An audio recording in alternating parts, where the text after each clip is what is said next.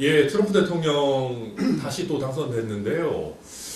이런 상황에서 윤석열 대통령 생각만 하면 진짜 걱정과 한숨부터 나옵니다. 방금 허은하 대표님께서 위기를 기회로 만들어야 된다고 하셨는데 윤석열 대통령은 위기를 더 큰 위기로 만들어 주실 것 같습니다. 그리고 안에서 새는 바가지 밖에서 새지 않을까 정말 걱정이 됩니다. 국민들도 다 마찬가지 생각이실 겁니다.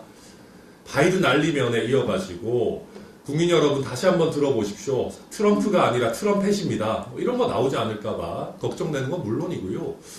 미국 대선 결과가 나오고 대통령께서는 사실은 어떤 의미에서 굉장히 멋지게 국민들이 걱정하시는 어떤 변화와 외부 요인들에 대해서 우리가 어떻게 이겨나갈 건지, 한미동맹 어떻게 할 건지, 방위비 어떻게 할 건지, 우리 IRA와 반도체 첨단 산업들 어떻게 할 건지 이런 얘기를 하는 기자회견을 할 수 있어야 됩니다. 오늘 같은 날에는.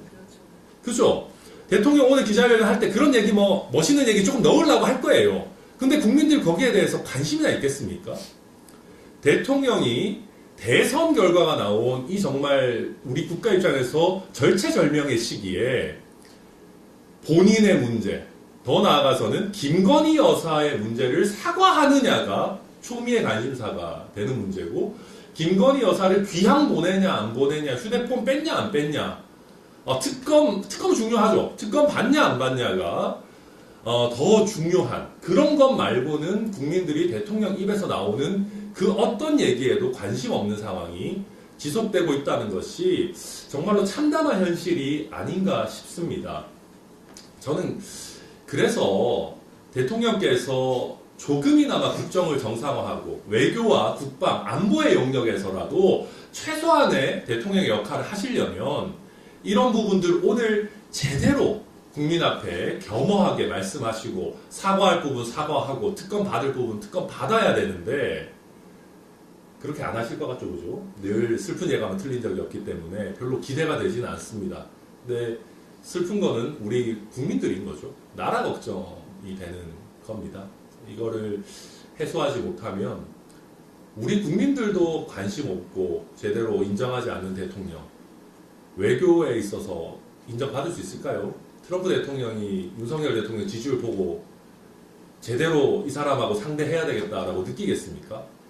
그 와중에 피해는 국민들이 볼 것 같습니다. 저는 정말 걱정이고 국가의 수반으로서 최소한의 책임감이 있다면 오늘의 기자회견 통해서 최소한의 국민 신뢰를 회복하는 그런 노력을 해주시기를 꼭 부탁드리고요.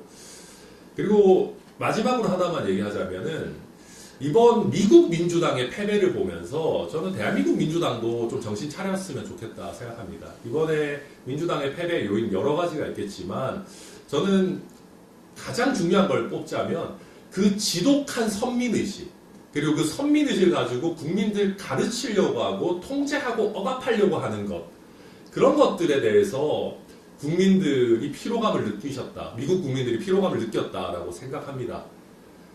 자꾸 우리 대한민국 정치에서도 정치인들이 막 내가 아는 것이 다 맞고 내가 하는 게 다 올바르다 해가지고 국민들 가르치고 통제하려고 해요. 그런 거 제대로 될 리가 없습니다.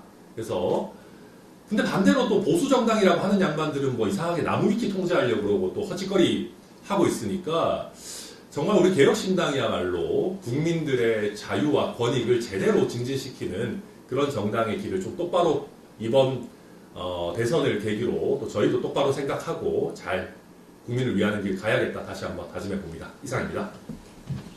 다음으로 이진 최고위원의 모습 듣도록 하겠습니다.